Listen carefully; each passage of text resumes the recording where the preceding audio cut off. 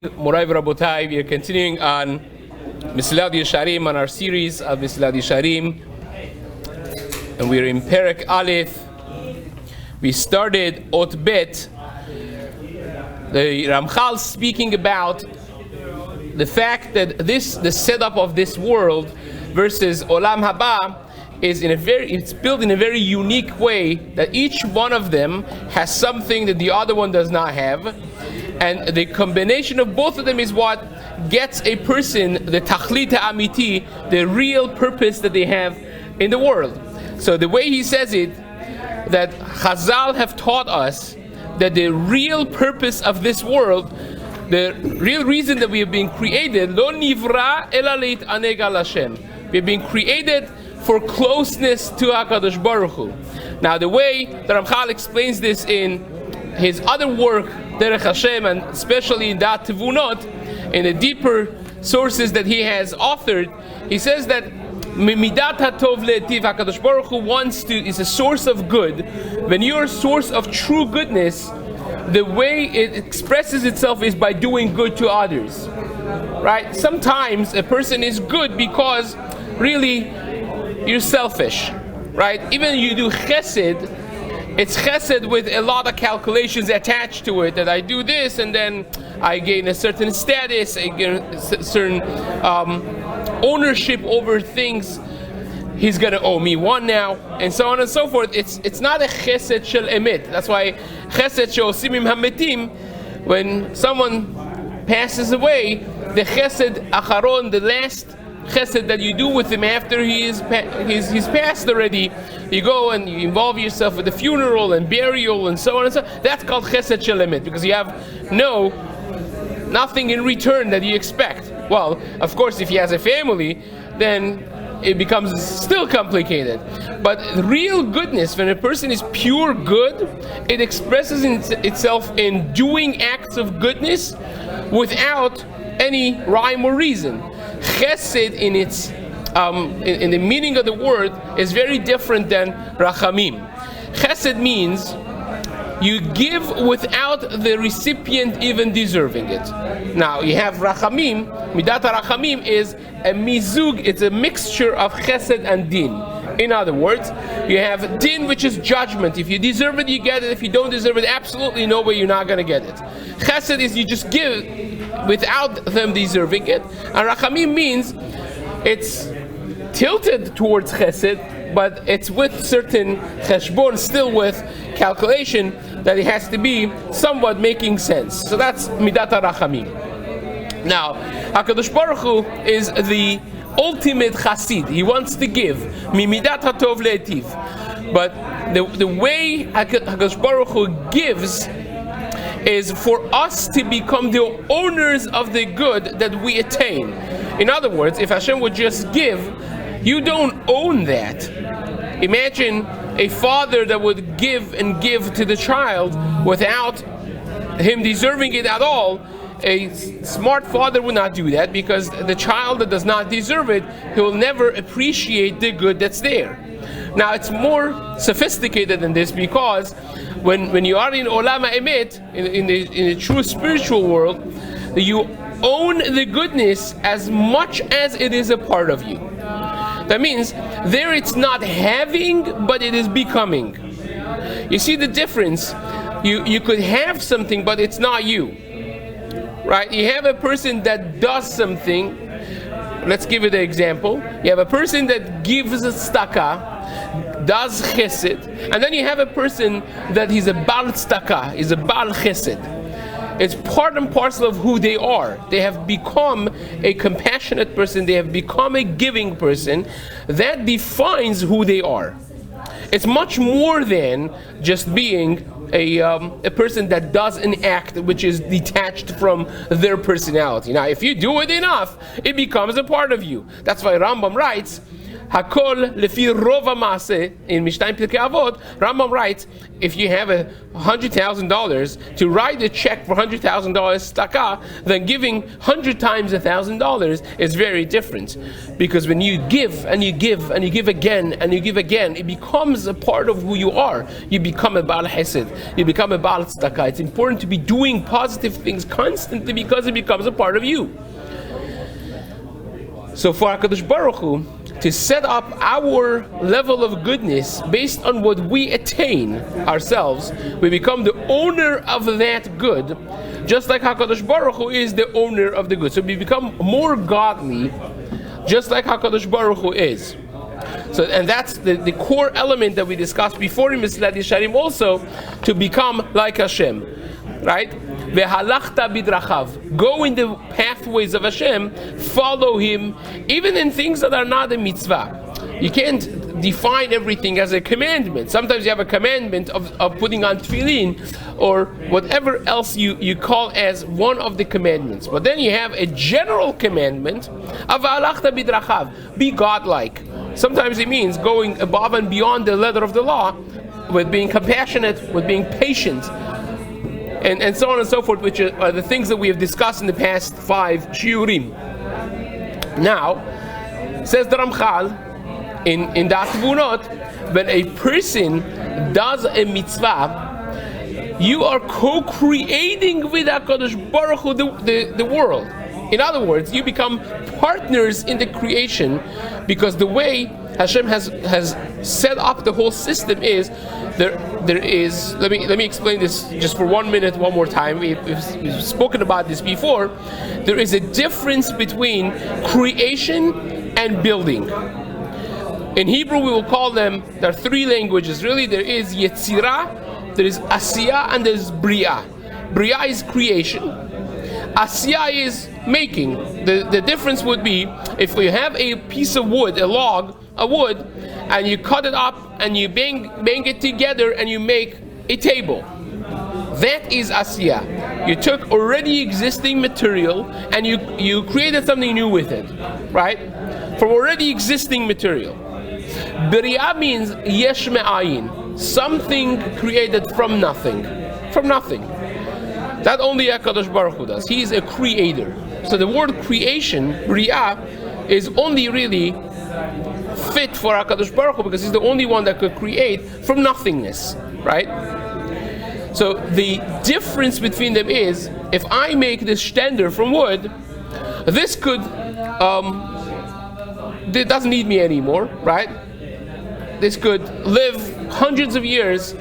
Even if the maker of it is no longer there, it doesn't need me to exist. It exists the moment I'm done with it, and done.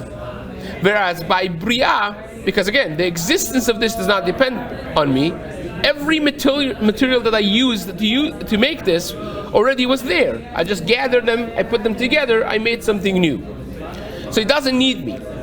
But by Bria, that you're creating something from nothing, every moment the existence of that thing depends on the creator. You see the difference? So if you don't have Hashgacha Pratit, if you don't have HaKadosh Baruch Hu's attention on that thing, wanting it to be there, it will vanish into nothingness, in the thin air. Therefore we say in Tefillah every day, HaMechadesh B'tuvo B'chol Yom, Tamid Maaseh Bereshit. Tamid Maaseh Bereshit happens not 5,783 years ago, but it happens every second. Now, says the Ramchal, you know how it happens? The way it happens is HaKadosh Baruch Hu has, let's imagine, a machine that recreates the world, but the shefa, the energy that you have to put in there, is given to the mitzvot that we do. Right? So example of it would be if I create a machinery that makes a cup, right? And then you come around and you operate the machine and you make the cup. So who made the cup? Well, I made the cup, but no, really the one that made the machine made the cup, because we're partners in making the cup. So Ramchal explains the word basically in a very encapsulated, overly simplified way would be this example, that there is the system that recreates the world every second, but the shefa that you need for that is the spiritual energy that is generated from us doing the mitzvot. So this way, whenever you do a mitzvah and the world exists, you are the owners of that good in the closest way possible. You become almost like a creator. Almost like a creator. That's the closest you could get to that. But all of that is for now you owning the good that is going to be awaiting you in Olam Haba. And we already mentioned that Olam Haba is not a finite place. And there is no price that you could put on something that is eternal, right? Because everything that we get, if I give you an ice cream here, right? So, what's the pleasure of ice cream? 5 minutes? 2 minutes? Afterwards, you have to deal with the doctor and sugar and fatty liver and cirrhosis and your wife that is going to be upset with you getting fat and all those things, right? The pleasure is very, very finite. So we could relate to that. We could relate to a person saying, I'm not going to have ice cream because it's 2 minutes of pleasure and then 1 week of working to lose the calories. To some sense, in reality, every single pleasure in the world is like that. Is a finite pleasure. And we spoke about this in previous shiur, how you can't call them real pleasures because something that is simcha be'etzim, intrinsically and essentially good, the more of it you have, the more happy you should become. But the things that we call fun, we call pleasure, or we call simcha, happiness, they are just escape from reality because you're used to something. You go for a week to wherever you go for vacation, and try to stay there another month, and you'll be sick and tired, right? And the people from Hawaii don't go to Hawaii for vacation. They come here, we go there, because it's a whole change of reality of the routine of life, right? And the fact that you get sick and tired of it means that it's not be'etzim, intrinsically pleasure or simcha or whatever you want to call that, right? But additionally to that, in addition to the fact that they're not real, it's also finite. You get pleasure from, think for yourself the best pleasure in the world that people run after, right? How long is it? Is it sand, whatever it is, right? So 5 minutes, 10 minutes, 1 hour. Give me an example, right? How long can it be? It's finite. But then you have to deal with whatever consequences are. Now, the pleasure of Olam Haba is unlimited and unending and non-stop. For how long? Not 1 year, not 2 years, not 1 decade, not 1 century, not 1 millennia. It's forever. And therefore you cannot put a price on it. Because the smallest price multiplied by eternity, it will be infinite. And infinite you cannot cash in finite world. You can't. So therefore, that's the Gemara says, Schar mitzvah behai al maleka. The schar of mitzvah is not in this world. And the Gemara that we're going to have soon in Masechet Eruvin Daf Chaf Bet says, Hayom la'asotam, you do the mitzvot today, velo hayom lekabel scharan. Today you're not going to get the schar of those mitzvot, but hayom la'asotam. You do them in this world. Now, that is Olam Haba. But how can you attain Olam Haba? Well, let me give you an example. If it's only in Olam Hazeh, and he's going to say that in just a moment. And the example for it is very, very simple. If somebody loves someone and gives them, he sees an ani, sees a poor person, has compassion on them, takes a check, writes $1,000 and gives it to him. How beautiful is that? Does he get credit for that? Amazing, right? It's amazing. And if the guy himself is struggling and still he gave that, that's amazing. Now imagine a scenario that you see the guy is giving the $1,000, but then you zoom out, you see someone has put a gun to his head, says, you give $1,000 to this guy, or I'll shoot you in the head. Now, the whole scenario just changed. How much credit does he get now? How much? Well, he has to choose between $1,000 and his life. How much credit does he get? Very little. Nothing. Because nobody, right? Everything you have, you give for saving your life, if you're smart, right? So he either gets no credit or he goes to institution that we have down the block over here, right? If he makes it alive out of there. He gets no credit because he's forced to do it. Now, so if you do a mitzvah, fear of punishment for not doing it, then you don't get any credit. well, no, the fact that you believe in HaKadosh Baruch Hu, nothing is going to happen to you necessarily if you're not a believer here, right? So you are doing it from fear of punishment, but you have the fear of punishment, which means you really believe in Hashem in that way. Now, we spoke about Yirat HaOnish, and Rambam makes fun of it. Says this is only fit for people of damaged intellect and immature brain. Fine. I mean, halvai, everyone should be afraid like that. Rabbi Yochanan ben Zakkai, the Gemara says, when he was on his deathbed, and he was a tremendous person. Look at what the Gemara says about him in Masechet Sukkot Daf Kafchet. He knew everything and tremendous midot, amazing, right? When he's on and he was the Nasi, he was the leader of the Jewish community in the time of the destruction of the Second Temple. He was an unbelievable leader. When he is on his deathbed, the students ask him and say, give us a bracha. This is the last bracha of the Rabbi. And he says, I wish, I hope, I give you a bracha that you should fear Hashem like you fear people. They're like, what? That's it? He's like, what do you mean that's it? That should be the bracha. Because, and perhaps because he himself experienced how it was in the time of the Beit HaMikdash, because you felt tangibly the presence of Hashem, and in the Khurban, after the Khurban you don't, right? And he was giving them bracha. He said, look, if you fear HaKadosh Baruch Hu, because a person wants to sin, he looks around, make sure there's no cameras. People used to look around, now they look up, make sure there's no cameras when they want to sin. And that's Morah Basar V'dam. And he says it's a big thing to have Morah Shamayim. Even if it's Yirat HaOnish, still a big thing. It's not perfect, it's a very low level, but that by itself, that he believes in HaKadosh Baruch Hu, is something big. But you're correct, to your point, it's not a perfect thing, because you are doing it out of fear, but the fear, the having of the fear itself is a big thing. Right? So,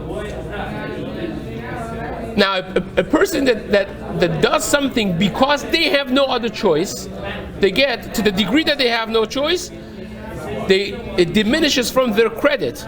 If they have zero choice, then they have no credit. How about if you have an intellectual conviction?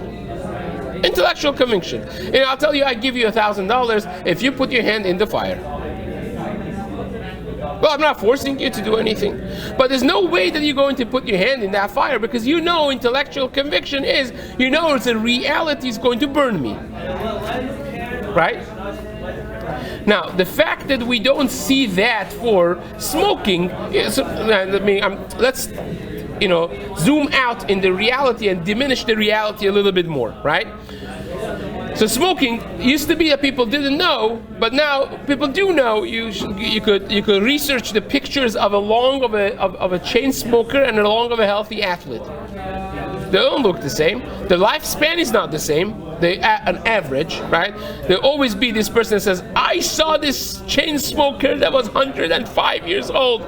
Yes, but in reality of the charts, the numbers don't lie. If you have 100 people and 100 people compared, then you have a life expectancy of 20 to 30 years difference. So it kills you. It's bad. You don't see it unless you go under the CAT scan and MRI and whatever they do.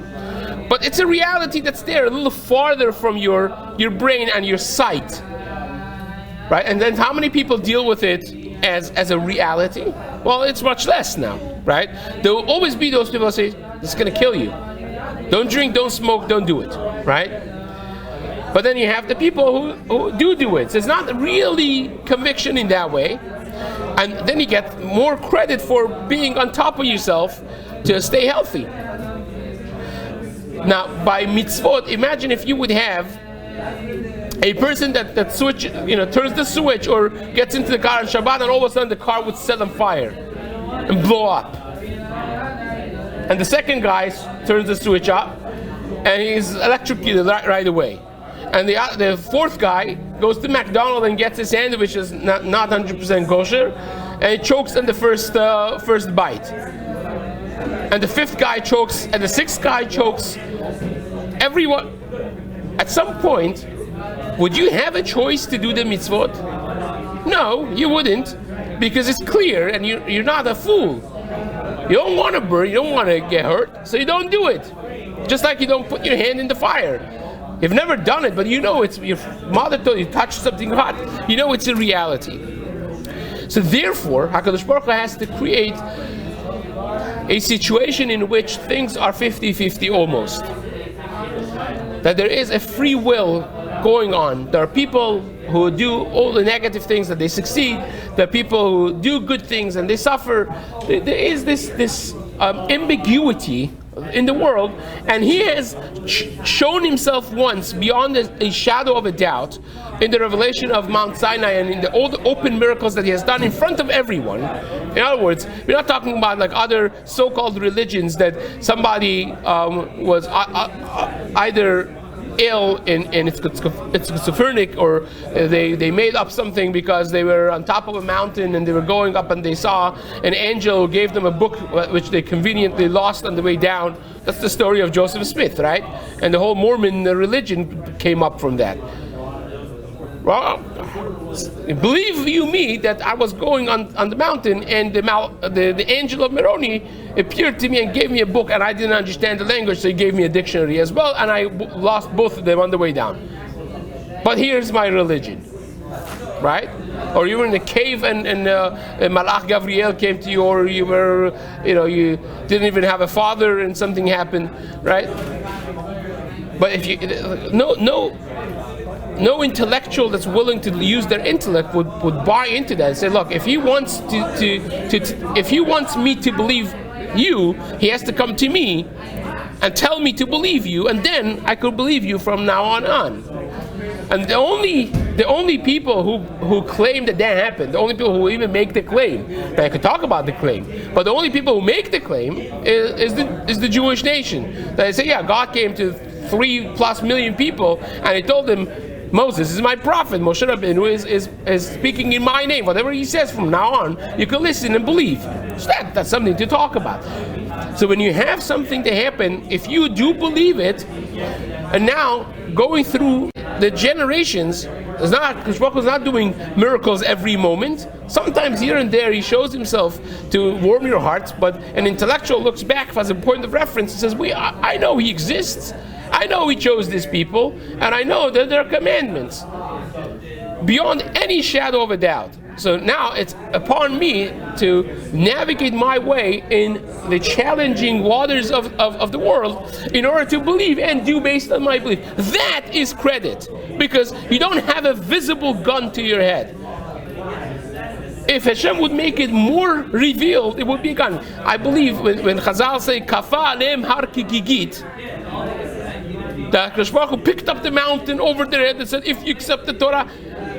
You know what that means? That means that they had such overwhelming conviction. They saw the Shamayim V'Aretz, and through the Ramban writes that all of them became a level of nevuah, of aspaklaria ha'meirash b'meira, based on the Vilna Gaon in the beginning of Yeshaya Navi. They became like Moshe Rabbeinu's level of nevuah, all of them. When you have Moshe Rabbeinu's nevuah, do you have a choice to eat cheeseburger? Well, if it's not parf. No. It's not even a question.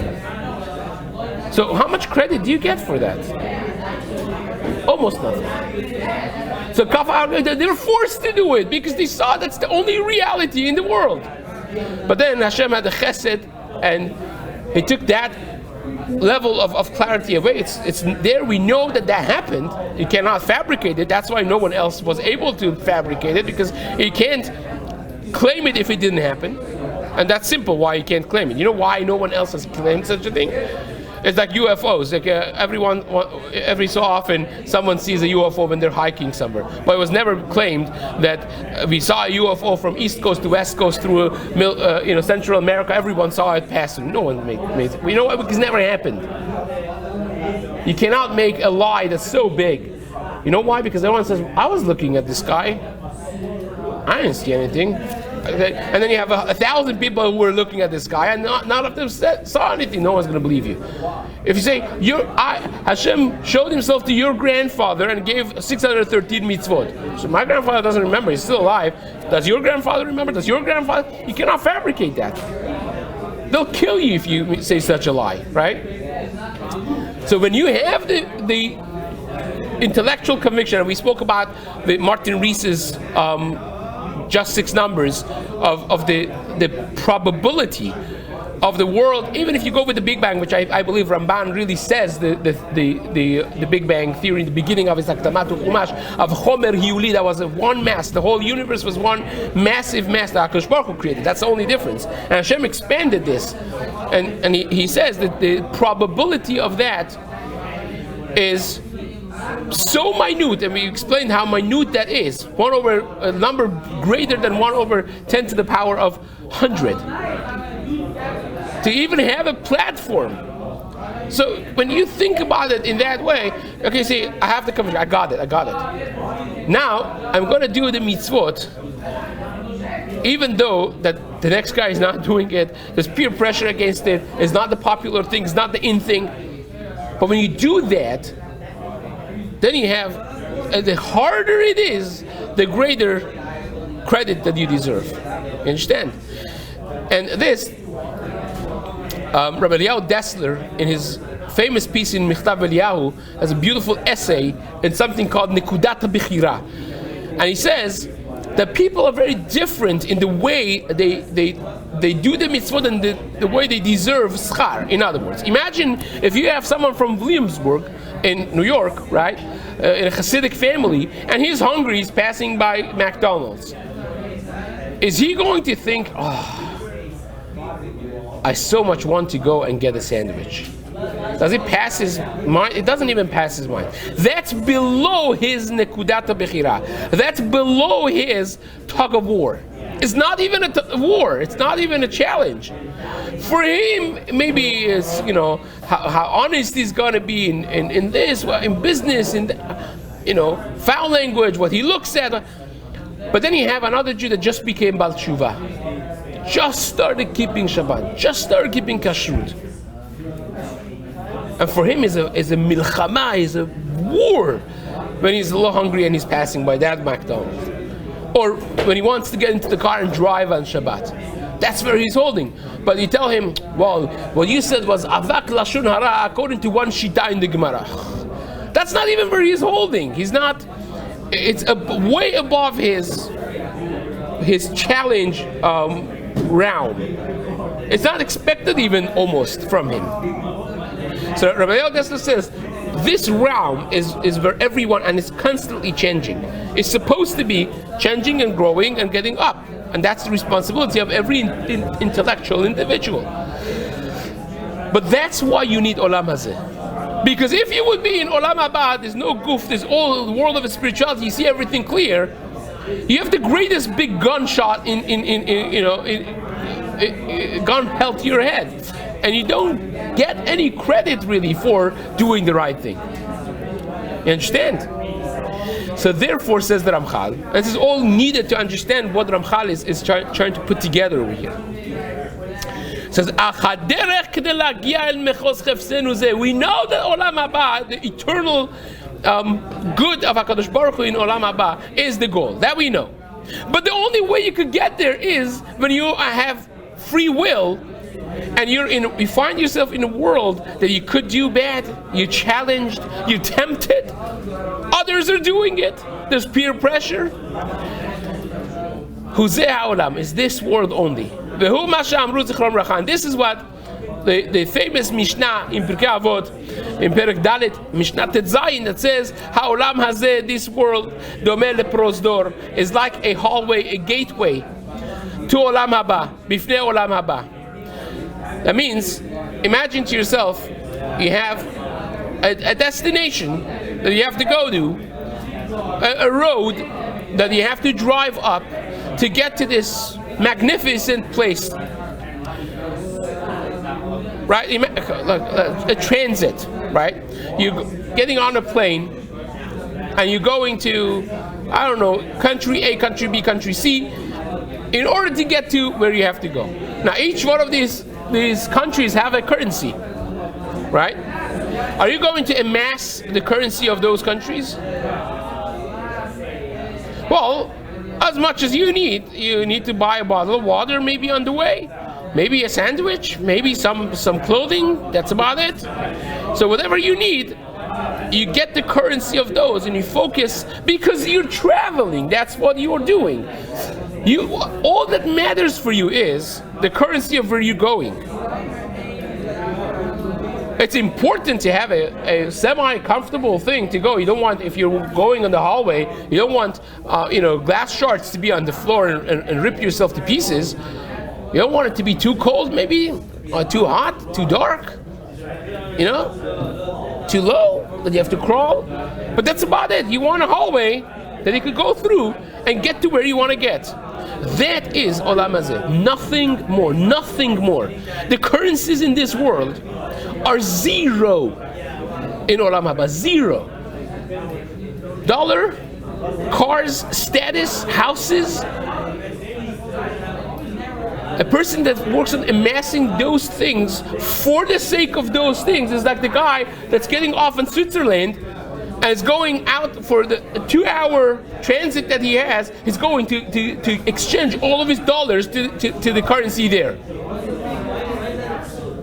And then he's going to somewhere that he cannot spend a dime of that currency. Can you imagine how foolish that is?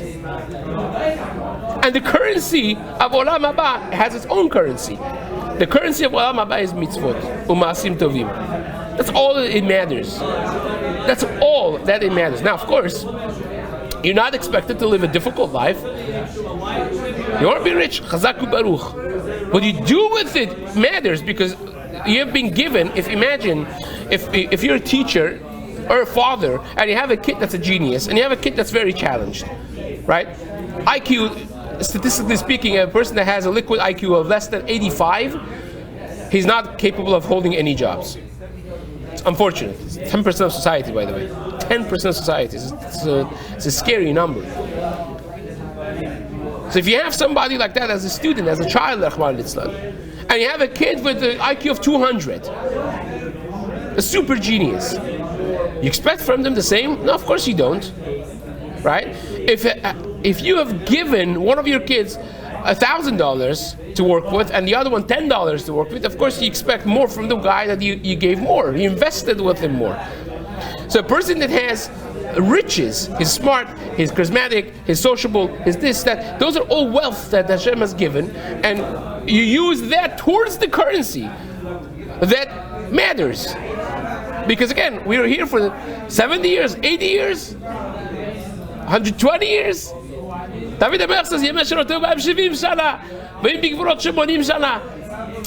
80 years. Now, we spoke about this, the exercise and things that I keep repeating because they're important to keep in the forefront of your mind, our mind. Until 20, you're not mature. Right? You're not responsible. After 80, it's downhill. You have 60 years of productive life, and it goes like this. Imagine if something that you did 10 years ago. Close your eyes and think how fast it passed. Everyone says a blink of an eye. So you know what? You have 6 blinks of an eye. It's a finite world, a temporary life, a transit. You don't get off and cash all of your thing to the currency of this world. But the only place that you could get the currency of that world is here. That makes every second of life in this world so precious. So but when you close those eyes after 120, done. You can't get an iota of currency of Olam Haba after you're gone. Over here, You have a talit katan every second. Are you learning Torah? The Mishnah says in Masechet Pe'at Talmud Torah Keneged Kulam.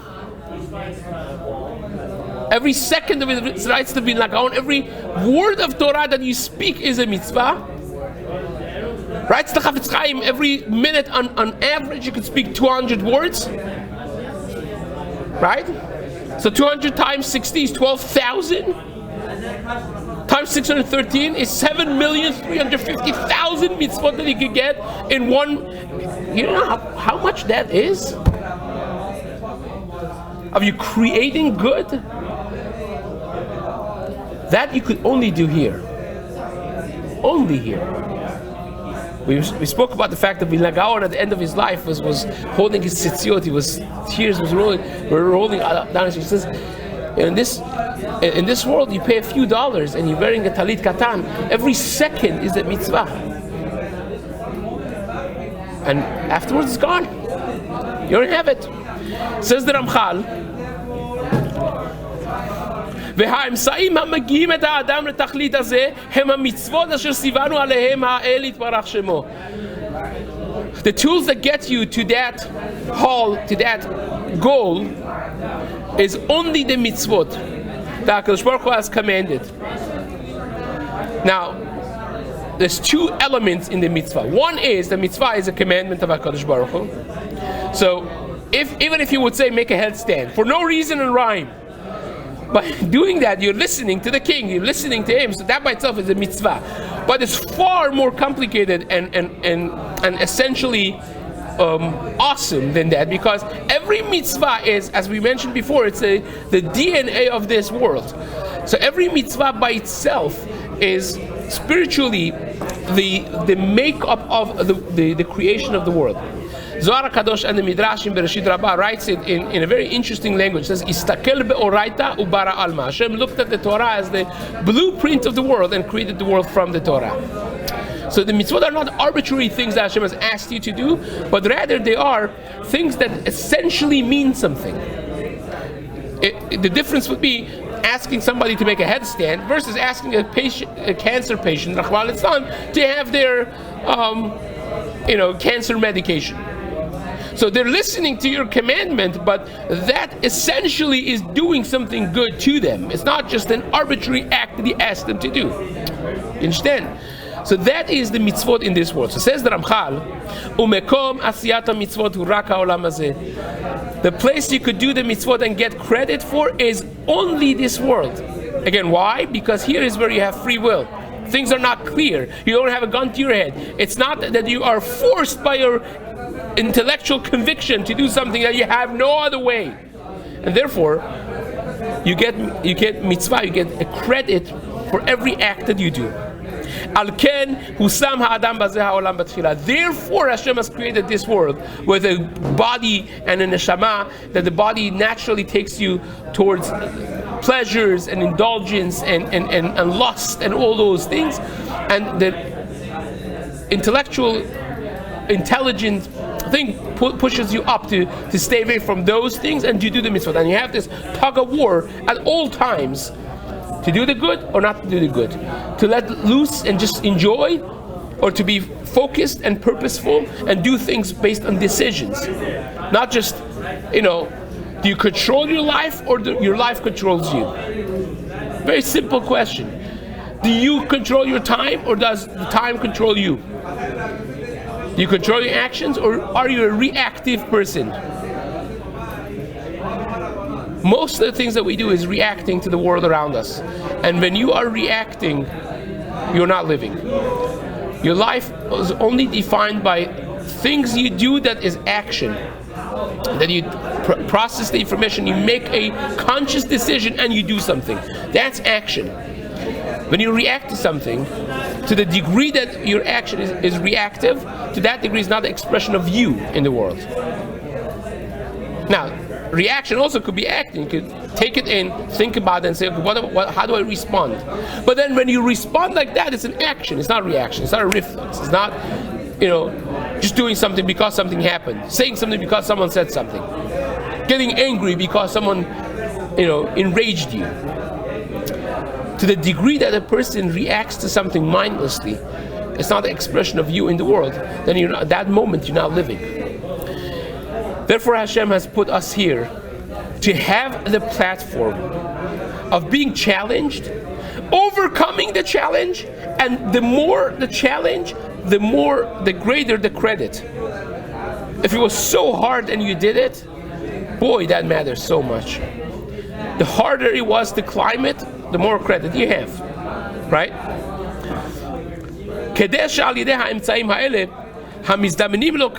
In order that through the things that are available for you over here in this world, to get to the place that has been prepared for you, that's going to be Olam Haba, the world to come. Here to enjoy eternally from something you have acquired. This is yours. It's not a free gift that's not yours, it's arbitrary. Now it's yours because you have created this. Not just you have acquired it, that too, but you actually have created this good because of the system we explained in the beginning of the shiur, right? Asher kanalo.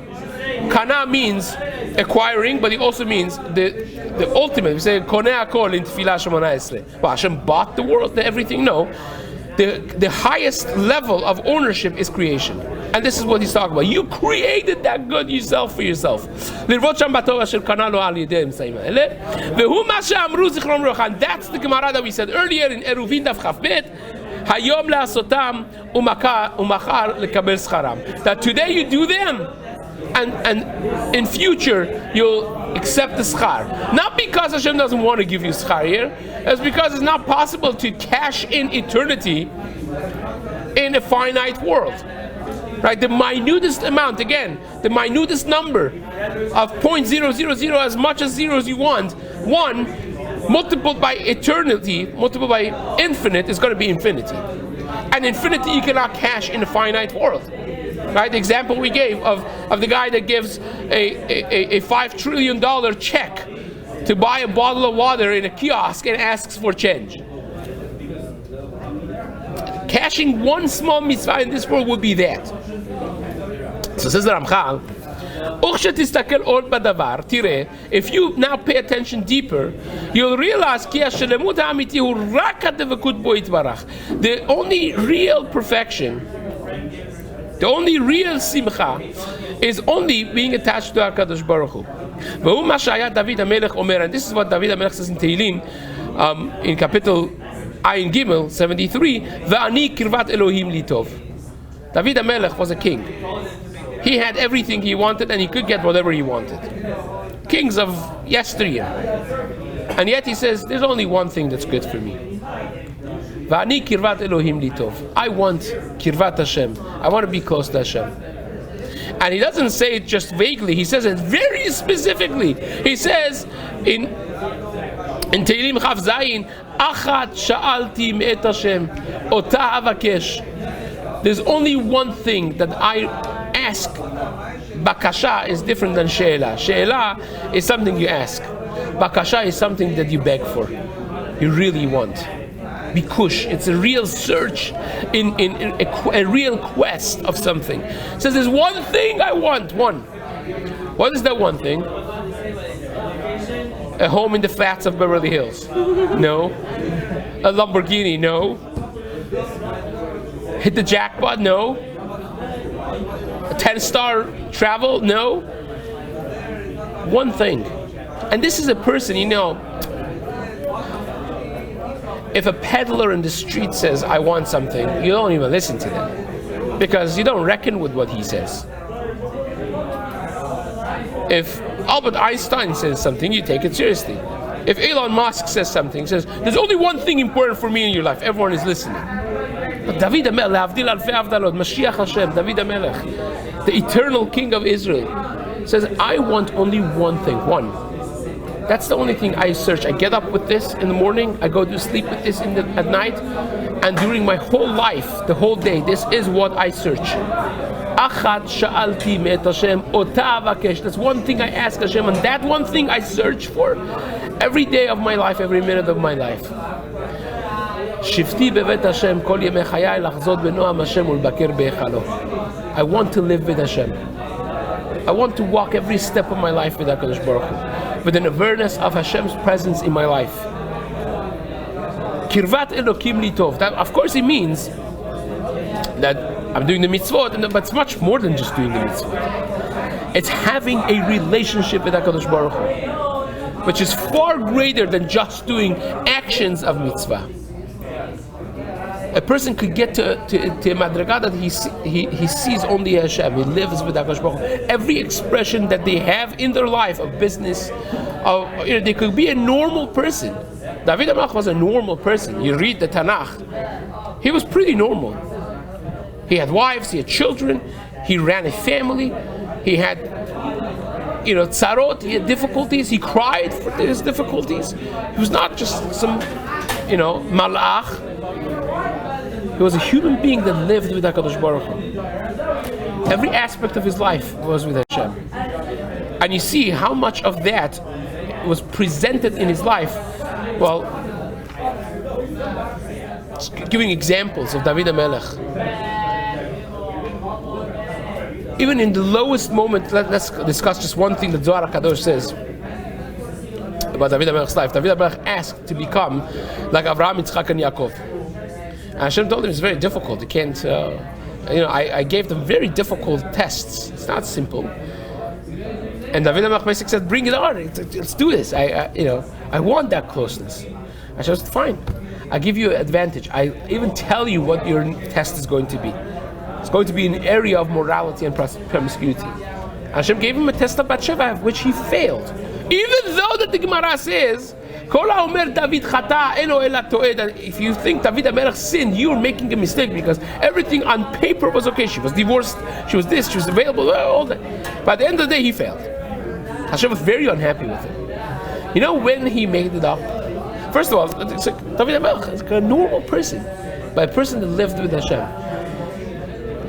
When he was chased away from his palace by his own son that wanted to kill him, Avshalom, successfully taking over the country from his own father, wanting to murder David HaMelech in a revolt against the king, which was very well planned and methodically thought through. David HaMelech is running away. He's minutes away from being killed. If Avshalom would have gone after him at that moment, he would have killed him. Lowest of David HaMelech's life, barefoot running for his dear life. And all his wives were publicly violated on the balcony of the palace in front of everyone. Okay, by his own son. Can you imagine that? That's David HaMelech. And now, to add insult and injury, his Rabbi, Shimi ben Geras, comes, starts throwing dirt and pebbles on his head while cursing him the worst curses you could ever imagine. And Yoav ben Tzruya, the head of the army, was there, and takes his sword out and said, let me kill this dog. And Be'emet, he was chayav mita. A person called a mored b'malchut chayav mita. You disrespect the king, you death penalty. David HaMelech says, no. Don't. Because Hashem amar lo kalem. Hashem wants me to go through this. At the lowest of his moments, that was his challenge. He said, it's not him. He's a pawn. HaKadosh Baruch Hu is running this. Hashem wants me to go through this. Zohar HaKadosh says that's the moment that David HaMelech became Regel HaRevi'i of Merkava. He became the fourth leg of the chariot. Avraham, Yitzchak, Yaakov, David. David HaMelech became Melech Yisrael Chai V'Kayam. Then you have Shacharit Mincha Arvit, Keneged Avraham, Yitzchak, and Yaakov, and you have Tikkun Chatzot Keneged David. He became the fourth person. Why? Because he lived with Hashem in the lowest moment of his life. That's living with Hashem. That's recognizing that this world is all a picture. You're going through it as a transit. You keep your eye on the ball. You keep your eye on the goal. And that becomes the initial thing that the whole avodah of a person in Mesillat Yesharim is geboit, is built on this one point of a recognition that there is things that are pashut, that we all believe in, right? That there is a God, there's a creation. Hashem has revealed Himself, has given the Torah. We believe. Check. What do you do with that? here in this world for a very short few decades. 120, done. And you're only here for getting there. It's a transit. You're traveling through countries to get there. These countries have their own currency. There has a different currency. What are you going to do with your life? Are you going to sit in the hallway and say, bah, bah. Well, look at the beautiful paintings and the artwork and the arches and this, and not enter the thing? What fool would do that? To cash all your currency for the hallway? To get lost in the beauty of the hallway? It's a hallway. You have to focus on what currency really counts. And that only you could get the changing, what they call the currency places, right? You go cash in your thing. Huh? The exchange only exists in the hallway. You go in the actual place, there's no exchange, nothing. You haven't exchanged, you haven't gotten the currency of there, you're going to be penniless over there. It's a reality that we all know, but it doesn't hit home quite well because this world is very entertaining. And it seems so real, but it's not real. It's not. People spend their time amassing things. We have here a person that does chiropractor and does physical therapy, and he oftentimes his customers are 90, 95-year-old billionaires. He was just telling me today he has a customer he has over $150 million. The guy has 20 people working in his house, and he can't even move. Can't even move. He's on a chair. This guy goes twice a week and gives him whatever it is, physical therapy that he needs. Spent his whole life amassing something that he can't even use. It's the currency of this world versus the currency of the world to come. Let's just finish this. Oh, we're out of time. Anything but that good of Olam Haba, the people value as good and as currency, it's all but hevel. It's mamash emptiness. Shlomo HaMelech amassed all the things. He was the richest, wisest, best person in the world history. The pasuk says about him in Melachim, so no one would be like Shlomo ever again, right? And yet, he starts when he was older, when he experienced all the world. At the end of his life, he wrote the Mesillat Yesharim. And how does he start? Havel havalim amar kohelet, havel havalim hakol havel. He says 5 times, there's nothingness. Focus, have your eye on the goal. Amass currency that actually matters. And in Kohelet, please read Kohelet. Please. The Gaon writes Mishle Kohelet, amazing, best Musar Sefers. Says, people look after riches. I did it, says Shlomo HaMelech. I went to the end of it. Heaven, nothing. This, nothing. Woman, nothing. One by one, he negates every pleasure that people follow in this world and says, listen to me, I did it. Hakol hevel, says Mesillat Yesharim. Eno hevel, hevel v'shavnit, it's a mistake. But then he's going to focus now, what exactly is the way to acquire this good in this transit world? How do you cash the currencies actually is going to be the focus, B'ezrat Hashem, of the next shiur, which we're going to do, B'ezrat Hashem, in the days to come.